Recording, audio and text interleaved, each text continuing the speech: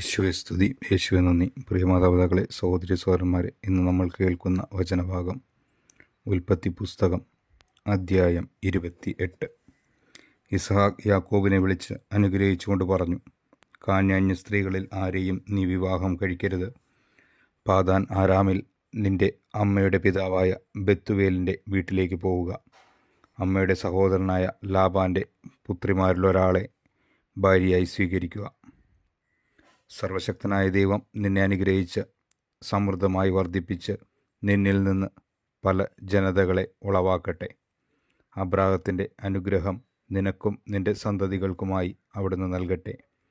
നീ ഇപ്പോൾ പരദേശിയായി പാർക്കുന്നതും ദൈവം അബ്രാഹത്തിന് നൽകിയതുമായ ഈ നാട് നീ അവകാശപ്പെടുത്തുകയും ചെയ്യട്ടെ. അങ്ങനെ ഇസഹാക്ക് യാക്കോബിനെ പറഞ്ഞയച്ചു. അവൻ പാദാൻ ആരാമിലുള്ള ലാബാൻ്റെ അടുക്കിലേക്ക് പോയി. അരമായനായ ബെത്തുവേലിൻ്റെ മകനും യാക്കോബിൻ്റെയും ഏസാവിൻ്റെയും അമ്മ റബേക്കായുടെ സഹോദരനും ആണ് ലാബാൻ. ഇസഹാക്ക് യാക്കോബിനെ അനുഗ്രഹിച്ചതും പാദാൻ ആരാമിൽ നിന്ന് ഭാര്യയെ കണ്ടുപിടിക്കുന്നതിന് അങ്ങോട്ട് അവനെ പറഞ്ഞയച്ചതും ഏസാവ് അറിഞ്ഞു.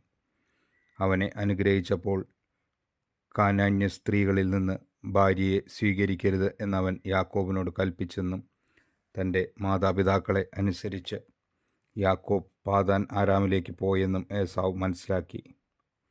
കാനാന്യ സ്ത്രീകളിൽ തൻ്റെ പിതാവായ ഇസഹാക്കിന് ഇഷ്ടമല്ലെന്ന് മനസ്സിലാക്കിയപ്പോൾ ഏസാവ് അബ്രാഹത്തിൻ്റെ മകനായ ഇസ്മായേലിൻ്റെ അടുത്ത് ചെന്ന് അവൻ്റെ മകളും നെബായോത്തിൻ്റെ സഹോദരിയുമായ മഹലത്തിനെ ഭാര്യയായി സ്വീകരിച്ചു.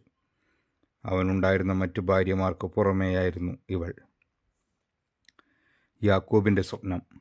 യാക്കോബ് ബേർഷെബായിൽ നിന്ന് ഹാരാനിലേക്ക് പുറപ്പെട്ടു. സൂര്യൻ അസ്തമിച്ചപ്പോൾ അവൻ വഴിക്ക് ഒരിടത്ത് തങ്ങുകയും രാത്രി അവിടെ ചെലവഴിക്കുകയും ചെയ്തു. ഒരു കല്ലെടുത്ത് തലയ്ക്ക് കീഴെ വെച്ച് അവൻ ഉറങ്ങാൻ കിടന്നു. അവനൊരു ദർശനമുണ്ടായി. ഭൂമിയിൽ ഉറപ്പിച്ചിരുന്ന ഒരു ഗോവണി, അതിൻ്റെ അറ്റം ആകാശത്ത് മുട്ടിയിരുന്നു. ദൈവദൂതന്മാർ അതിലൂടെ കയറുകയും ഇറങ്ങുകയും ചെയ്തുകൊണ്ടിരുന്നു. ഗോവണിയുടെ മുകളിൽ നിന്നുകൊണ്ട് കർത്താവ് അരുളിച്ചെയ്തു, ഞാൻ നിന്റെ പിതാവായ അബ്രാഹത്തിൻ്റെയും ഇസഹാക്കിൻ്റെയും ദൈവമായ കർത്താവാണ്. നീ കിടക്കുന്ന ഈ മണ്ണ് നിനക്കും നിന്റെ സന്തതികൾക്കും ഞാൻ നൽകും. നിന്റെ സന്തതികൾ ഭൂമിയിലെ പൂഴി പോലെ എണ്ണമറ്റവയായിരിക്കും. കിഴക്കോട്ടും പടിഞ്ഞാറോട്ടും തെക്കോട്ടും വടക്കോട്ടും നിങ്ങൾ വ്യാപിക്കും. നിന്നിലൂടെയും നിന്റെ സന്തതികളിലൂടെയും ഭൂമിയിലെ ഗോത്രങ്ങളെല്ലാം അനുഗ്രഹിക്കപ്പെടും. ഇതാ, ഞാൻ നിന്നോട് കൂടെയുണ്ട്. നീ പോകുന്നിടത്തെല്ലാം ഞാൻ നിന്നെ കാത്തുരക്ഷിക്കും. നിന്നെ ഈ നാട്ടിലേക്ക് തിരികെ കൊണ്ടുവരും. നിന്നോട് പറഞ്ഞതൊക്കെ നിറവേറ്റുന്നതുവരെ ഞാൻ നിന്നെ കൈവിടുകയില്ല. അപ്പോൾ യാക്കോബ് ഉറക്കത്തിൽ നിന്നുണർന്നു. അവൻ പറഞ്ഞു, തീർച്ചയായും കർത്താവ് ഈ സ്ഥലത്തുണ്ട്, എന്നാൽ ഞാൻ അതറിഞ്ഞില്ല. ഭീതി പൂണ്ട് അവൻ പറഞ്ഞു, ഈ സ്ഥലം എത്ര ഭയാനകമാണ്! ഇത് ദൈവത്തിൻ്റെ ഭവനമല്ലാതെ മറ്റൊന്നുമല്ല. സ്വർഗത്തിൻ്റെ കവാടമാണിവിടം. യാക്കോബ് അതിരാവിലെ എഴുന്നേറ്റ് തലയ്ക്കു കീഴെ വെച്ചിരുന്ന കല്ലെടുത്ത് ഒരു തൂണായി കുത്തി നിർത്തി അതിന്മേൽ എണ്ണയൊഴിച്ചു. അവൻ ആ സ്ഥലത്തിന് ബഥേൽ എന്ന് പേരിട്ടു. ലൂസ് എന്നായിരുന്നു ആ പട്ടണത്തിൻ്റെ ആദ്യത്തെ പേര്.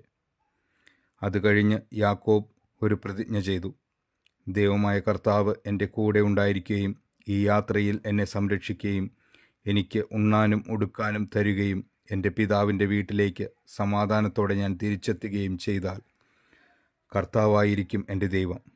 തൂണായി കുത്തി നിർത്തിയിരിക്കുന്ന ഈ കല്ല് ദൈവത്തിൻ്റെ ഭവനമായിരിക്കും.